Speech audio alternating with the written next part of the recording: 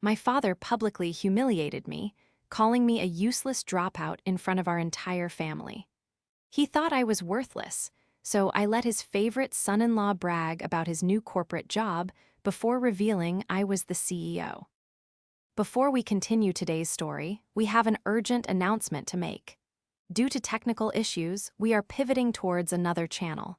Please subscribe to our new channel, Inherited Revenge. You can find the link in the video description, the pinned comment, and the collaboration tag on this video. Make sure to switch over now so you don't miss out. Thank you for your support. Now back to the story. The fever had been burning through me for 4 straight days. It was the kind of deep, rattling chest infection that made every breath feel like inhaling crushed glass, leaving me entirely bedridden in my darkened bedroom. The heavy blackout curtains were drawn tight against the glaring afternoon sun, and the only sound in the room was the rhythmic hiss of the cool mist humidifier positioned on my nightstand. I was 38 years old, yet lying there shivering under a mountain of heavy duvets, I felt as frail and helpless as a small child. My body was completely depleted, my energy drained from weeks of relentless, 80-hour work weeks, finalizing a massive international merger that I couldn't tell a single soul in my family about. It was in this deeply vulnerable, physically agonizing state that my phone began to buzz violently against the mahogany wood of the nightstand. The sudden, jarring noise sent a spike of pain pulsing through my temples. I squeezed my eyes shut, hoping whoever it was would just leave a voicemail, but the buzzing persisted. It stopped, then immediately started again. A double ring, an emergency. With a groan that scraped against my raw throat, I forced my heavy arm out from under the warmth of the blankets and blindly fumbled for the device. The bright light of the screen seared my tired eyes as I squinted at the caller ID. It was Addison, my younger sister. Addison rarely called unless she needed something, usually money for a vacation she couldn't afford, or for me to babysit her golden retriever while she and her husband went to wine tastings. But given that our parents' massive 40th anniversary gala was only 2 weeks away, I assumed she was calling to coordinate logistics. I cleared my throat, wincing at the sharp pain, and swiped to answer. "Hello," I croaked, my voice barely more than a raspy whisper. "Emily, God, you sound awful." Addison's voice chimed through the speaker, brisk, loud, and entirely devoid of any genuine concern. There was no "how are you" or "are you feeling any better?" Just the immediate, sharp judgment that had defined her tone toward me for the last decade. "Listen, I don't have a lot of time. I'm at the salon getting my foils done, but we need to talk about the seating arrangements for Mom and Dad's anniversary dinner." "Okay," I managed to say, shifting painfully on my pillows. I thought I was at table 3 with Aunt Sarah. "Yeah, about that," Addison said, the sound of a hairdryer whining faintly in the background. "Oliver and I were talking, well, mostly Oliver, and we've decided to make some changes. You see, Parker just secured this incredibly prestigious, high-level executive position at a major tech logistics firm in the city. It's a huge deal, a life-changing amount of money and status for us. So, Oliver wants Parker seated at the head table with the family patriarchs to celebrate his success." "That's great for Parker," I whispered, a knot of unease beginning to form in my stomach, competing with the nausea of the fever. "But what does that have to do with my seat?" There was a pause on the line, the kind of heavy, calculated silence that precedes a deliberate cruelty. "Well, Emily, let's be realistic," Addison sighed, adopting that sickly sweet, patronizing tone she always used when she was about to deliver an insult wrapped in fake pity. "This dinner is about showcasing the family's achievements. Parker is a rising star in the corporate world. Well, you're still just scraping by with whatever that little delivery hustle is you do out of your apartment. Oliver feels, and frankly, I agree, that having a college dropout sitting at the main tables reflecting on the family's legacy just isn't the image we want to project right now. Especially with Parker's new high-end colleagues potentially attending. We need to put our best foot forward." The words hit me like a physical blow, knocking the breath completely out of my already burning lungs. "You're moving me," I asked, my voice trembling, not from the chill in the room, but from the sudden, icy shock of the betrayal. "We're putting you at table 12, Addison stated matter-of-factly. "It's near the kitchen doors. It's just more appropriate, Em. You won't have to feel self-conscious around all the successful people, and you can just slip out early if your business needs you to go pack boxes or whatever it is you do. Oh, and also, Oliver is having the family trust restructured this week. Since Parker is the one actually building real wealth now, Oliver is transferring the portion of the estate that was earmarked for you over to Parker's name to help him with his stock options. You understand, right? You never finished school. You wouldn't know how to handle that kind of capital anyway." I lay there in the dark, the phone pressed to my ear, completely paralyzed. My own sister and my father were entirely erasing me from the family structure, hiding me in the shadows like a shameful secret, and stealing my future security to pad the pockets of a man who had been in the family for less than 5 years.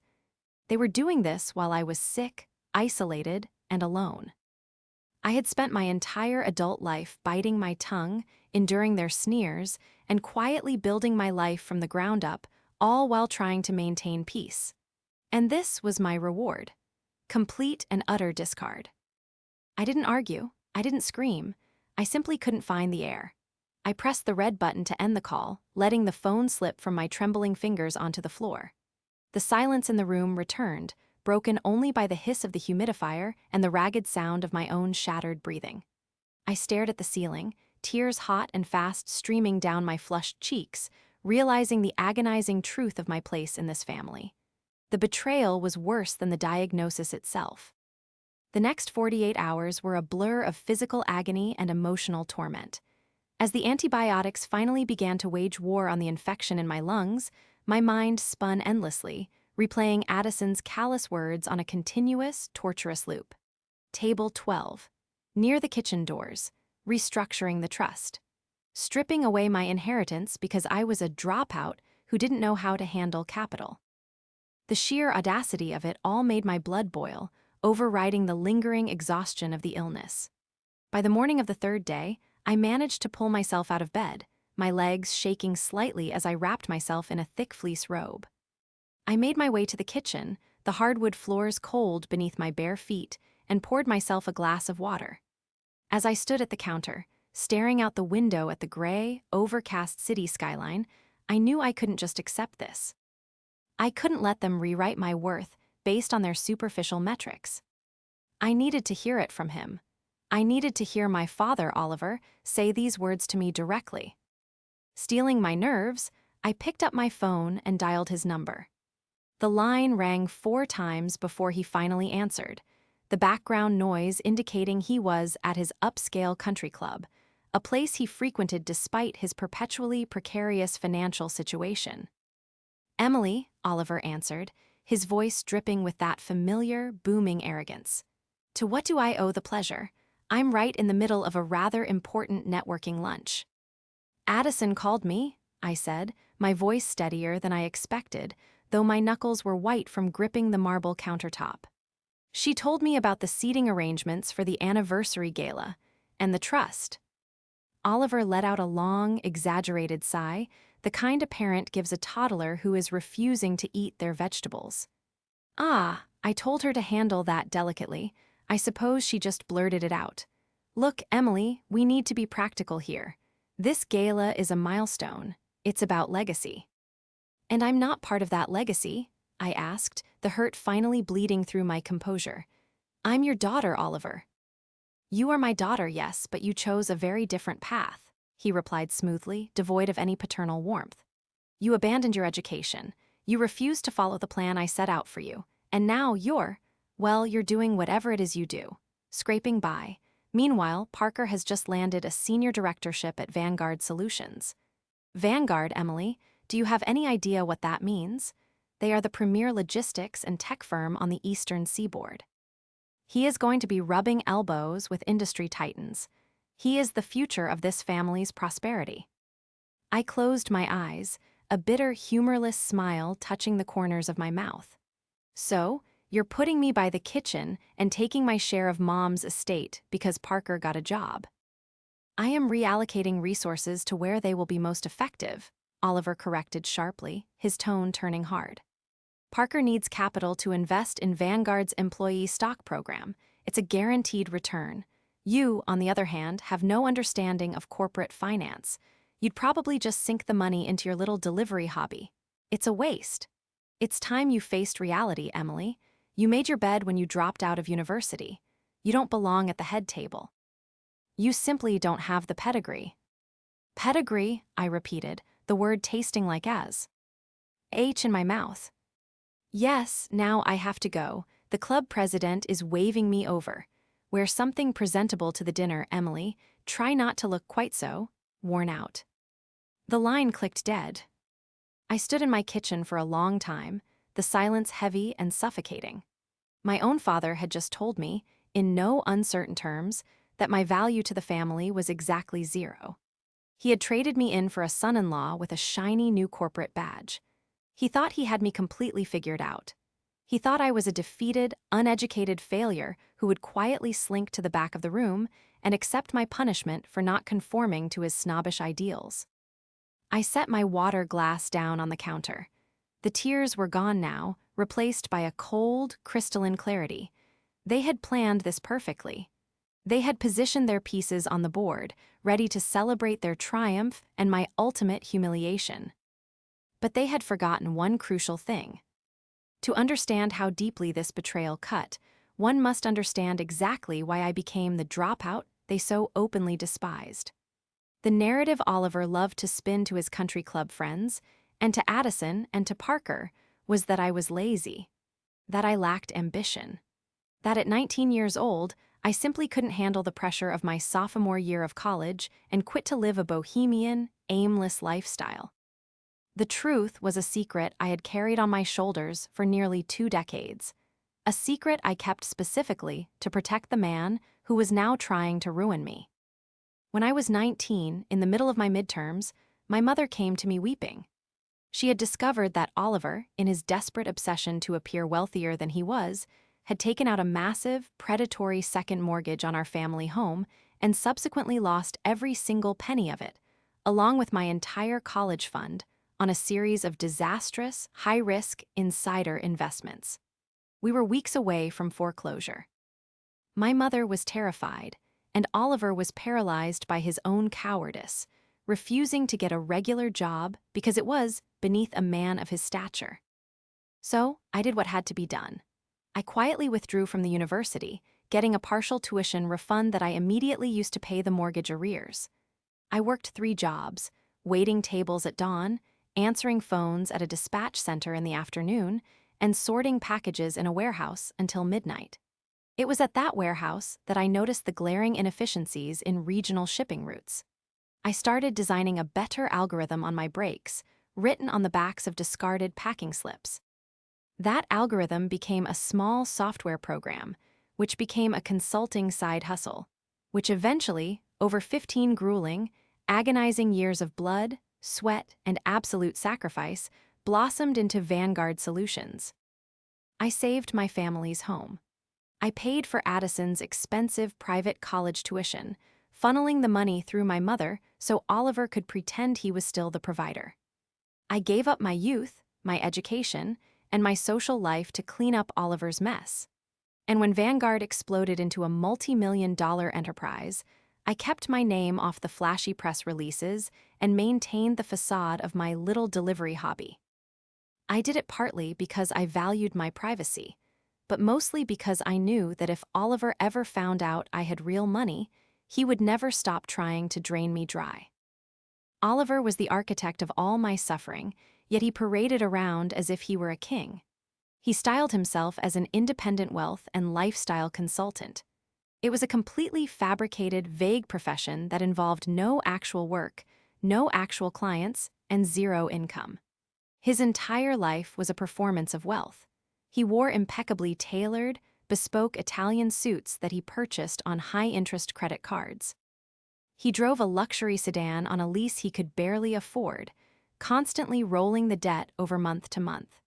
He spent his days at the club, drinking expensive scotch, and judging everyone around him by the brand of their watch or the crest on their loafers. He was a hollow, disingenuous man, a glittering facade built over a foundation of absolute rot.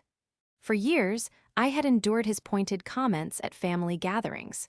He would always corner me, his eyes sharp and calculating, asking probing questions about my little business. "Are you incorporated yet, Emily?" he would ask, swirling his drink. "Do you have any actual equity? You know, if you ever manage to scrape together a few $1,000s in profit, I could manage it for you. Put it in a high-yield vehicle. Of course, my fees for family are quite reasonable." He was always sniffing around, looking for a weakness, looking for an asset he could latch onto and siphon. And now, he thought he had found his golden goose in Parker. Parker, a perfectly nice but somewhat naive middle manager, had just been hired as a senior director at Vanguard Solutions. It was a good title, but in the grand scheme of the corporate hierarchy I had built, it was solidly mid-level. To Oliver, however, Parker was the ticket to the big leagues. Oliver intended to use Parker's new salary, and the inheritance he was stealing from me, to finally live the billionaire lifestyle he felt he deserved. Oliver had manipulated Addison into turning against me. He had weaponized his new son-in-law's success to finally discard me like a broken toy. He thought he was the smartest man in the room, playing a game of chess while I was playing checkers. As my fever finally broke, leaving me clear-headed and cold with fury, I realized it was time to stop protecting him. It was time to let the facade crumble. It was time to show my father exactly who he had chosen to go to war with. The morning after my phone call with Oliver, the remnants of my fever had completely evaporated, leaving behind a chilling, razor-sharp focus. For decades, I had allowed myself to be the family punching bag. I had absorbed their insults, deflected their cruelty, and kept my head down, all in the name of preserving a toxic peace. I had believed that if I just stayed quiet and let Oliver play his role as the wealthy patriarch, they would eventually leave me alone. But they had not left me alone. They had decided to actively erase me. They were coming for the very trust I had secretly funded to save our family from ruin all those years ago. It was time to stop being the victim. It was time to become the strategist I was born to be. I walked into my home office, a sleek, minimalist space dominated by a massive, multi-monitor setup that connected directly to the secure servers at Vanguard Solutions. I sat down in my leather executive chair, the soft material cool against my skin, and powered on my primary terminal. The screens flickered to life, bathing the room in a crisp, blue light. I bypassed the standard login and accessed the secure, encrypted communication channel reserved only for the C-suite. I didn't reach out to an outside investigator. I didn't need to. I had an entire corporate empire at my fingertips. I initiated a direct video call with Marcus Thorne, Vanguard's chief legal officer, and one of the few people on Earth who knew the full, unvarnished truth about my family. Marcus answered on the second ring, adjusting his wire-rimmed glasses as he peered into his webcam. His office, a corner suite in our downtown headquarters, was visible behind him.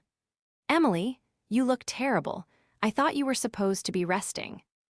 "I was," I replied, my voice hard and steady.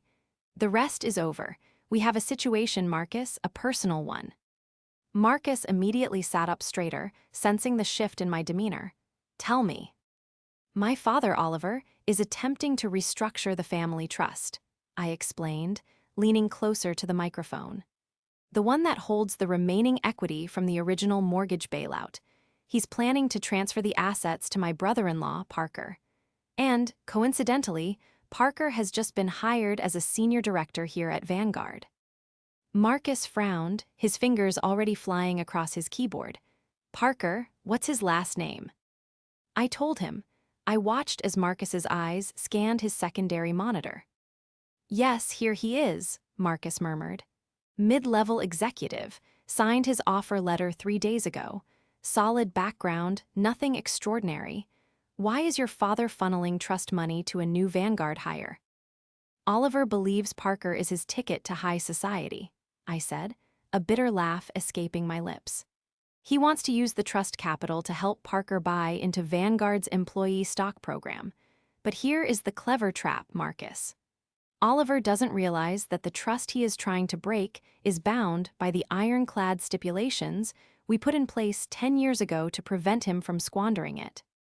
And more importantly, Oliver doesn't know that the Vanguard employee stock options for new hires are strictly vested over a 4-year period, with zero option for an initial lump sum buy-in.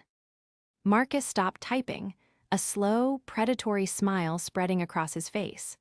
So, Oliver is trying to steal your money to buy stock that isn't for sale in a company you secretly own. Exactly, I said, leaning back in my chair. But I need to know why he's moving so fast. Oliver is lazy.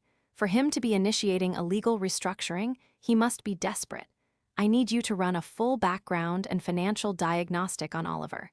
Use the private forensic accounting firm we keep on retainer for corporate acquisitions. Dig into every single investment he's made over the last 5 years. I want to know where every penny of his debt is buried. Consider it done, Marcus said, his tone entirely professional. What about Parker? Flag Parker's onboarding file. Do not block his hiring. I want him exactly where he is. But I want full visibility on his department. I ended the call, the silence of my office feeling entirely different now. It was no longer the silence of isolation, it was the quiet hum of a machine powering up. The trap was set. Oliver had spent his life pretending to be a master of finance, but he was about to step into an arena where I held every single advantage.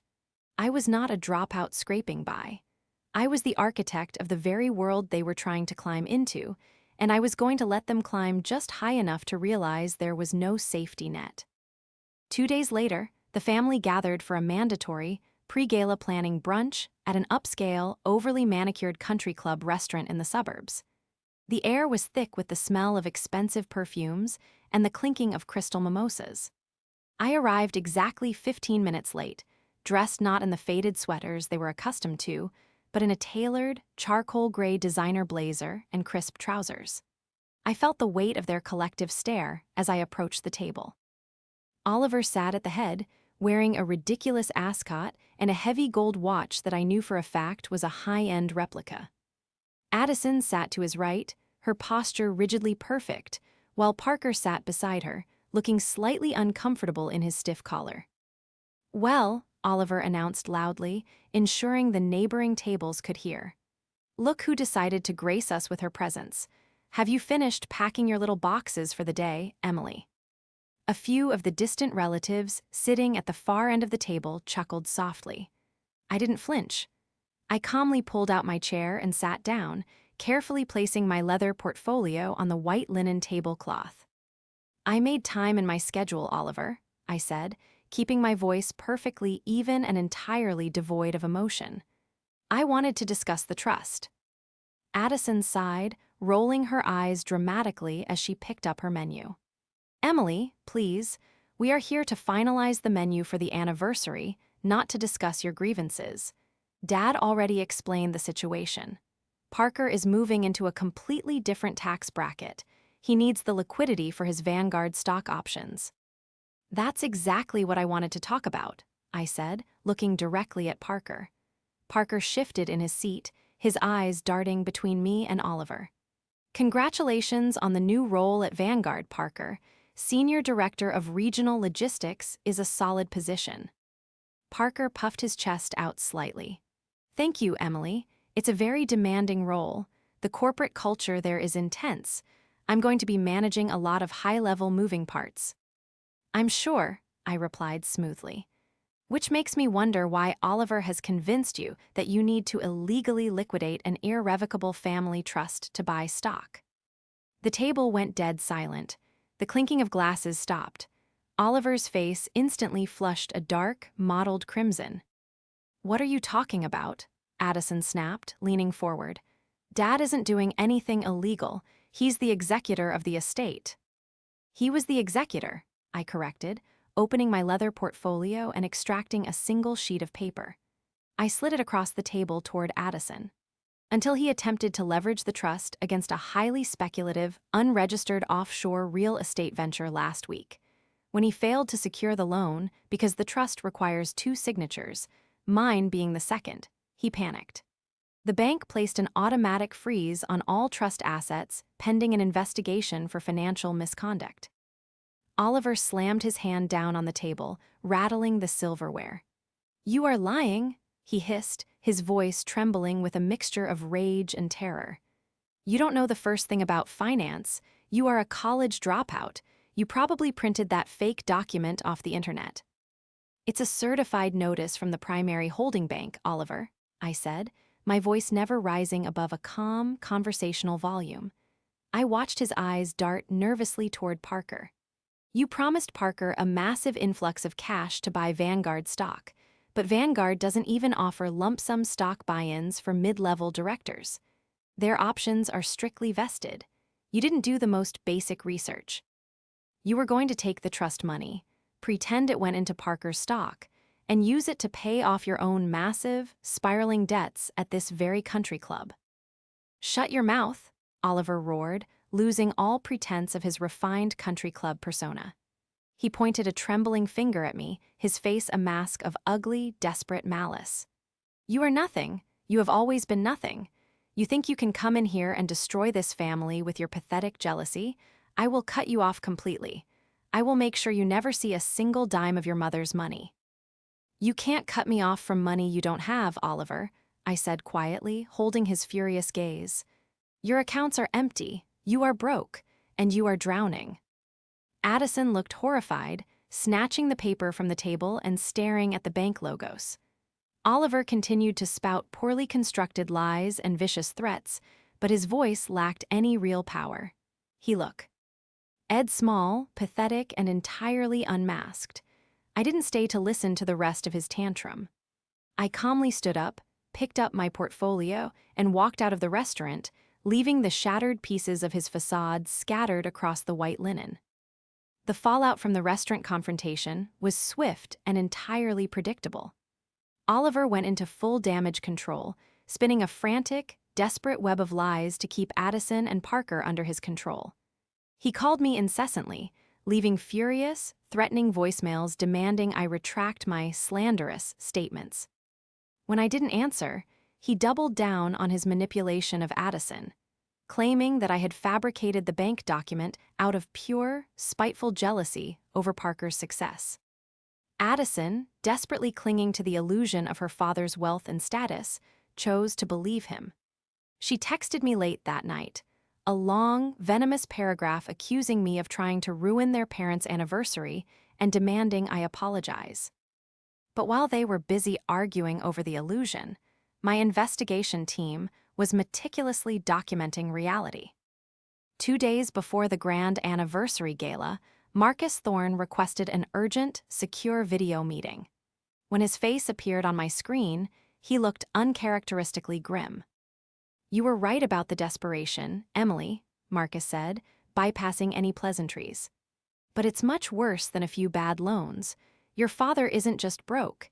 He's actively running a small-scale, unregistered investment fraud scheme out of his country club." I felt a cold chill wash over me. "Explain." Marcus shared his screen, displaying a complex web of financial transfers and dummy LLCs. Over the last 4 years, Oliver has been soliciting investment capital from several of his affluent friends at the club, promising them exclusive access to high-yield offshore portfolios. There are no portfolios. He's been using the money to fund his own lifestyle, the cars, the suits, the club dues. It's a classic, textbook Ponzi structure. "And the money is gone," I stated, staring at the negative balances on the screen. "Completely gone," Marcus confirmed. "The only reason he hasn't been indicted yet is because his friends are too embarrassed to admit they were conned by him. But the walls are closing in. He owes nearly $2 million. He was going to use the family trust to pay off the most aggressive investors. When you blocked that, he pivoted to Parker." "Parker?" I asked, my brow furrowing. "Parker doesn't have $2 million. "No, but Vanguard Solutions does," Marcus said, bringing up a new document. We intercepted an email from Oliver to Parker this morning. Oliver has convinced Parker that in order to fully integrate into Vanguard's executive culture, Parker needs to make a massive, immediate charitable donation to a specific foundation. A foundation that, coincidentally, is controlled by Oliver. Oliver is trying to pressure Parker into taking out a massive, high-interest executive loan against his future Vanguard earnings to fund it. The sheer audacity of the scheme was staggering. Oliver was willing to utterly destroy his own son-in-law's financial future and professional reputation just to keep himself out of prison for a few more months. I printed the entire 60-page forensic accounting dossier. I didn't wait. I drove straight to Addison and Parker's townhouse in the city. It was raining heavily when I arrived. I hammered on the heavy oak door until Addison finally opened it. She was in her loungewear, her face instantly twisting into a scowl when she saw me standing on her porch. "What are you doing here?" she demanded, attempting to close the door. "I told you I don't want to speak to you until you apologize to Dad." I pushed my hand flat against the door, preventing her from closing it. "I'm not here for an apology, Addison. I'm here to stop your husband from committing financial suicide." Parker appeared in the hallway behind her, looking exhausted and stressed. "Emily, what's going on?" I stepped inside, ignoring Addison's protests, and dropped the heavy, thick dossier onto their glass entryway table. It landed with a heavy thud.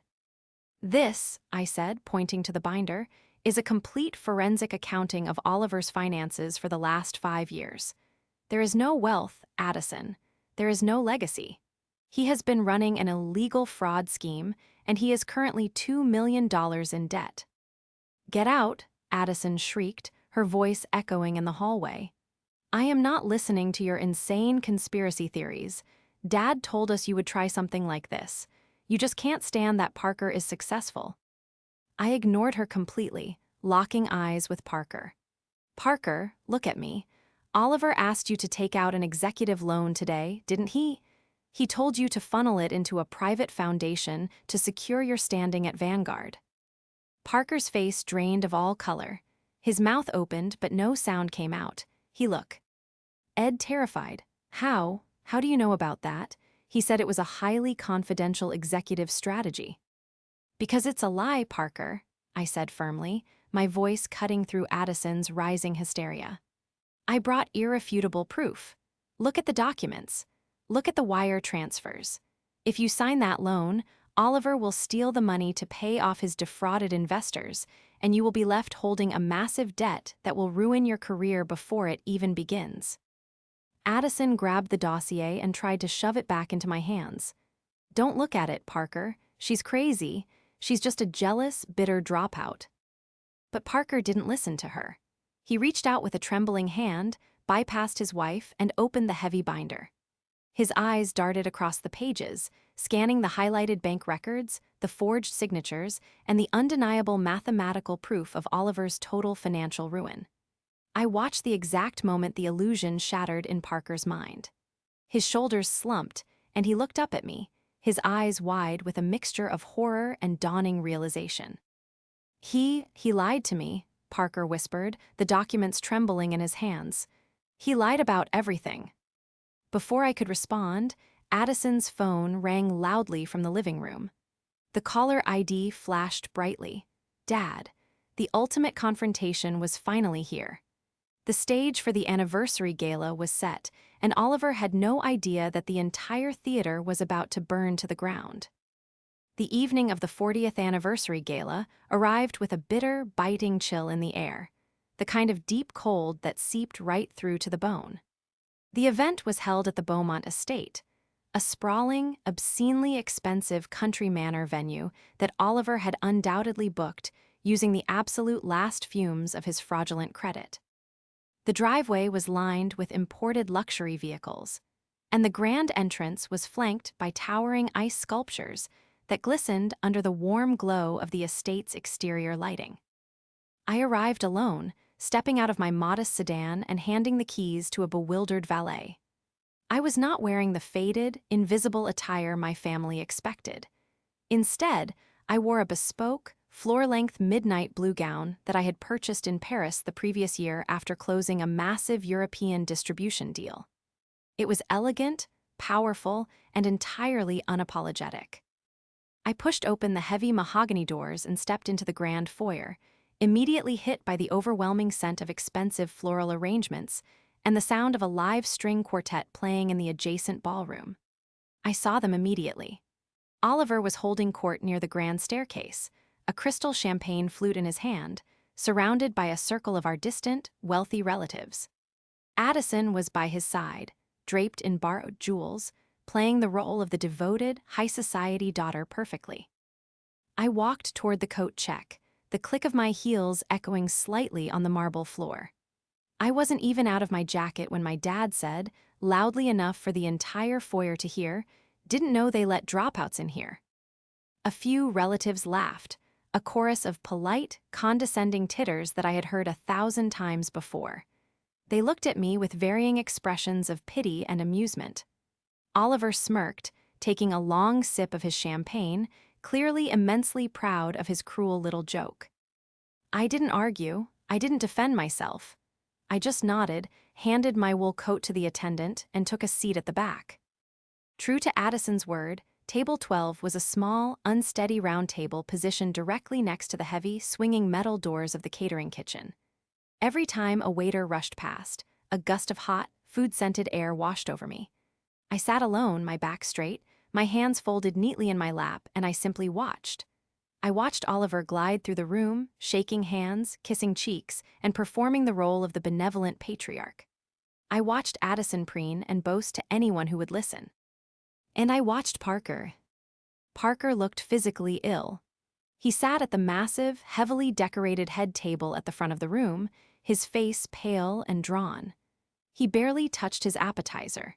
He kept glancing down at his lap, where I suspected his phone was hidden, likely verifying the horrific financial data I had dropped on his entryway table 48 hours prior. The dinner service was agonizingly slow. When the plates were finally cleared, the string quartet stopped playing, and a heavy, expectant hush fell over the ballroom. Oliver stood up from the head table, tapping his silver spoon against his crystal flute. "Clink, clink, clink. Family, friends, esteemed guests," Oliver began, his voice booming through the microphone the DJ had provided. He adjusted his expensive silk tie.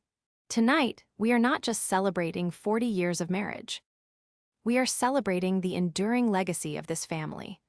A legacy built on excellence, on tradition, and on uncompromising success."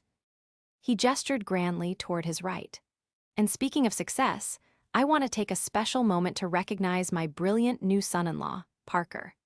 Parker has just been appointed as a senior director at Vanguard Solutions, one of the most prestigious firms in the country.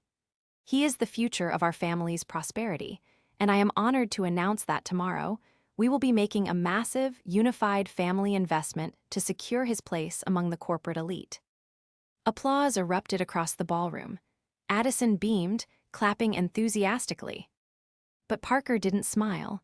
He didn't stand to acknowledge the applause. Instead, he slowly pushed his chair back, the legs scraping loudly against the polished hardwood floor. He stood up, his hands trembling at his sides, his eyes locked entirely on Oliver. The applause slowly died out, replaced by a confused murmuring. Parker ignored his father-in-law completely. He turned away from the head table and began to walk. He walked down the center aisle of the ballroom, past the extravagant centerpieces, past the whispering relatives, directly toward the back of the room. He walked until he reached table 12. He stood in front of me, breathing heavily, completely ignoring the stares of the entire room. "Emily," Parker said, his voice loud enough to carry in the now quiet room. "Those documents you gave me, the forensic accounting, you said you had a team investigate him. You said you had a corporate legal department handle it." "I do," I replied calmly, looking up at him. "I verified the account numbers," Parker continued, his voice shaking. "You were right. Everything you showed me was real. The loan he tried to make me sign today, it was a complete fraud, but I don't understand. How did you get that kind of corporate leverage? Where do you work?" I held his gaze, my voice perfectly steady and clear. "I told you, Parker, I work at Vanguard Solutions." Parker frowned, his brow furrowing in deep confusion. "But I checked the employee directory this morning. I looked for your name. You aren't in the regional system. You aren't in the corporate tier. You aren't anywhere." "I am the founder," I said, the words cutting through the air like a blade. I told him the company name, my full corporate title, and the exact ownership structure. He paused, looked me over again, taking in the designer gown, the complete lack of intimidation, and the absolute certainty in my eyes. Then he took a step back, the blood draining completely from his face. He said, "Wait, you're my CEO." The room went dead silent. It was a profound, suffocating silence. Not a single glass clinked, not a single breath was heard. The realization hit the room like a physical shockwave. "What is this?" Oliver suddenly bellowed from the front of the room, his face a terrifying shade of purple as he marched down the aisle, the microphone still clutched in his hand. "What kind of pathetic lie are you spinning now, Emily? Stop ruining this dinner immediately." I stood up slowly, pushing my chair back. I smoothed the front of my gown and met my father's furious gaze. "I am not lying, Oliver," I said, my voice echoing clearly in the vast, silent ballroom. "I dropped out of college to save this family from the secret second mortgage you took out and lost on fraudulent investments. I spent 15 years building Vanguard Solutions from the ground up to pay your debts. And while you sit up there bragging about legacy, you have spent the last 5 years running an unregistered Ponzi scheme out of your country club, defrauding your own friends to the tune of $2 million. "Liar!" Oliver screamed, spit flying from his lips. He lunged forward, but several of his friends, the very men he had stolen from, suddenly stood up from their tables, their faces dark with dawning realization and fury. "I have the bank records, Oliver," I continued, my voice rising to fill the room, unwavering and absolute. "I have the wire transfers to the dummy LLCs. I have the proof that you tried to liquidate my mother's trust, and when I stopped you, you tried to trick Parker into taking out a fraudulent executive loan to save yourself from federal prison." I looked at Addison, who was still sitting at the head table, her hands covering her mouth in absolute horror. "He has nothing, Addison. The suits, the cars, the club memberships, it's all stolen money. And the Vanguard empire he just tried to claim as his own, it belongs entirely to the daughter he just shoved by the kitchen doors." Oliver dropped the microphone. It hit the floor with a deafening screech of feedback, making several guests wince. He looked frantically around the room, realizing that the wealthy friends he relied on were now glaring at him with pure hatred. He had been completely, systematically unmasked. The illusion was dead. The climax of the gala shattered the family structure entirely. There was no recovery for Oliver. Within minutes of my public exposure, the whispers turned into shouting matches. The men he had defrauded cornered him near the coat check, demanding answers, demanding their money. The venue manager, sensing a massive liability, threatened to call the authorities. I didn't stay to watch him squirm. I had done what I came to do. I walked out of the Beaumont estate, the cold night air feeling incredibly refreshing against my skin. The consequences for Oliver were swift and absolute. The following morning, armed with the forensic accounting dossier I had provided, 3 of his largest investors formally filed charges against him. Marcus Thorne ensured that the evidence was meticulously organized and delivered directly to the state regulatory board. Oliver's assets, what little remained, were immediately frozen. He was evicted from his leased luxury apartment, expelled from his country club, and forced to face a mountain of legal indictments that would ensure he spent the twilight of his life answering for his decades of deceit. Addison's world collapsed just as thoroughly. Stripped of the financial safety net she believed she had, and deeply humiliated by her blind allegiance to our father's lies, she retreated entirely. She stopped calling. She stopped making demands. The false superiority she had worn like a crown had simply dissolved into thin air. But the most profound resolution came 2 weeks later. in a quiet, warmly lit conference room on the top floor of the Vanguard Solutions headquarters. I was reviewing quarterly projections when my assistant knocked softly on the glass door. "Ms. Vanguard, Senior Director Parker is here to see you. He says he has an appointment." "Send him in," I said, closing my laptop. Parker walked into the room tentatively. He looked different, humbled, exhausted, but somehow lighter. He didn't look like the arrogant executive Oliver had tried to mold him into. He looked like a man who had just survived a very near miss. He stood across from my desk, shifting nervously. "Emily, Ms. Vanguard, I didn't know what to call you." "Emily is fine, Parker," I said softly, gesturing to the chair opposite me. "Please sit down." He sat, resting his hands on his knees. He looked around the expansive office, taking in the reality of the empire I had built while my family called me a failure. "I wanted to come up here to thank you," Parker said, his voice thick with emotion. "I formally declined the loan Oliver was pushing me toward. I met with Vanguard's internal financial advisors, and they confirmed exactly what you said. If I had signed those papers, I would have been completely ruined. My career would have been over before it started." "Oliver is a very convincing salesman," I replied gently. "He preys on ambition. He knew you wanted to succeed, and he weaponized that against you. I wasn't going to let him destroy you just to buy himself a few more months of freedom." Parker looked down at his hands, taking a deep, shuddering breath. "I am so sorry, Emily. I am sorry for how Addison treated you. I am sorry for how I let them talk about you. I was so caught up in trying to impress him that I didn't see the truth right in front of me." "The truth is often quieter than the lie, Parker," I said, leaning forward and offering him a genuine, reassuring smile. "You are safe here at Vanguard. You earned your position on your own merit. Do the work, build your career, and leave the toxicity behind. That is the only legacy that matters now." He nodded, a profound sense of relief washing over his face.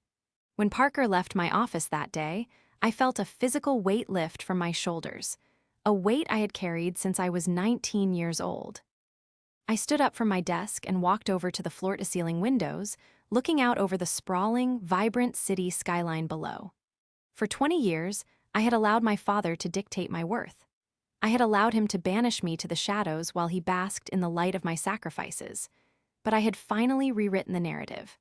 I had protected what was mine, exposed the fraud, and ensured that justice was served fully and completely. The dropout had become the architect of her own destiny, and for the first time in my life, I felt entirely, wonderfully at peace.